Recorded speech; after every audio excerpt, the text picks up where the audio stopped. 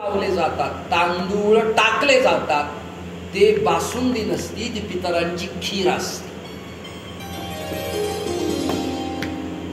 किती सूक्ष्मता सांगाव्या तेवढ्या किचकट आपल्या धर्मात आहे, आणि त्या सांगितल्या नाही तर तशाच राहते, म्हणून त्याला उजाळा देणं गरजेचं असतं. बासुंदी घडाभर प्याले, 7 घागरी बासुंदी प्याले. कोण? विश्वामित्र. अगस्ती एका आचमनात सागर पितात, तर विश्वामित्र काही कमी आहेत? क्षात्र तेजाचे ऋषी आहेत ते, आणि ब्राह्मण्य पद त्यांना प्राप्त वशिष्ठांच्या कर्मी झालेलं आहे. काही सामान्य प्रतिसृष्टी निर्माण करणारा हा महापुरुष, गायत्रीच्या स्पंदनाला उत्तेजना देणारा हा सत्पुरुष, देवाचं देवत्व निषिद्ध करण्याचं सामर्थ्य ज्या विश्वामित्रात आहे, ते विश्वामित्र म्हणाले आना पिण्यासाठी पिले, आणि उरलेलं म्हणाले कृष्णा तुमच्या अंगाला लावा, रुक्मिणीच्या अंगाला लावा. याला म्हणायचं शेष. शेष देवाचा असतो तो प्रसाद, आणि पितरांचा असतो तो शेष, संतांचा असतो तो शेष. म्हणून शेष शिवीनं आवडी. शेष प्रसाद भगवंताचा, शेष संतांचा आणि पितरांचा. श्राद्ध पुण्यतिथीचा अन्न म्हणजे शेष आहे. शेष तो शेष घ्यावा लागतो, तो विशेष असतो म्हणून शेष असतो.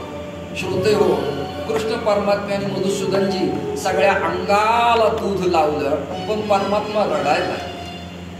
संत म्हणून तुमची सेवा केली आहे, पण आता मात्र मी ऐकणार नाही. रथ जागेवर ब्रेक केला, रुक्मिणीला बाजूला काढलं, आणि भगवान म्हणाले तुमचं सगळं ऐकलंय, पण मी एवढं ऐकणार नाही. रडायला लागले श्रीहरी. आलिंगन देतो म्हणाले तुमच्या पायाचं पाद प्रक्षालन करून ते तीर्थ माझ्या नयनांना लावतो, साष्टांग प्रणिपात करतो, दंडवत दंडापरी या उक्तीप्रमाणे, परंतु मी दूध मात्र माझ्या पायाला लावणार नाही. विश्वामित्र म्हणाले ठीक आहे, नको दोस, पण कृष्णा तुला परिणाम भोगावा लागेल. एवढंच वाक्य. आता पुढे कृष्ण गमन प्रकरणात उर्वरित भाग सांगतो. सगळं दूध अंगाला लावलं, पण पायाला लावलं नाही. वज्राकार अन्य शरीर कवचासारखं जाड झालं.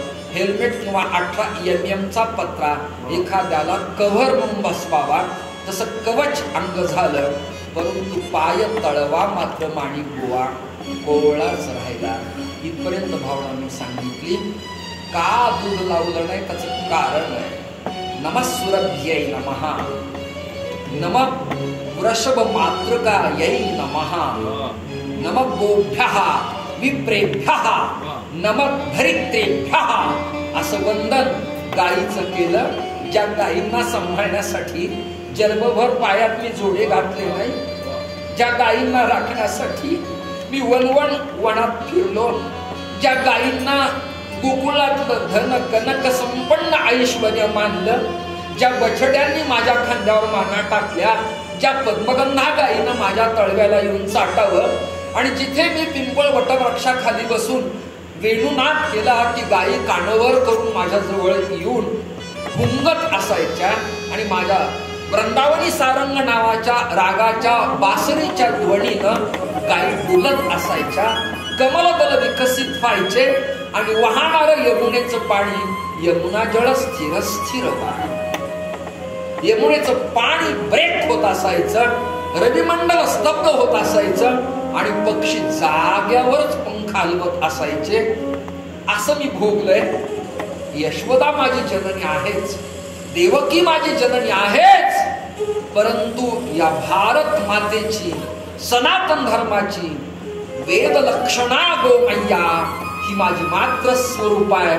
त्यामुळं आईचं दूध पायाला लावून तुडवावं हे पापकृत्य मी विश्वामित्रा करणार नाही. विश्वामित्रांनी आलिंगन दिलं, अभिवादन केलं.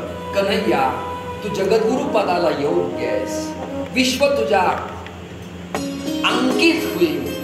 योगी जपी तपी तपस्वी कर्मठांचा तू उपास्य होशील. योग्यांना ध्यान लावताना तू तात्काळ कळशील असं नाही. मात्र हरिभक्तांना तुला आळवता येईल.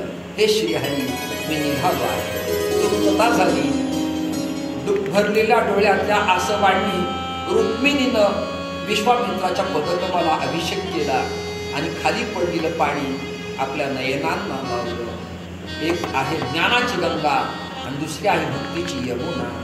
आपल्या डोळ्याला लावली आणि विश्वामित्र तिथनं चालते झाले.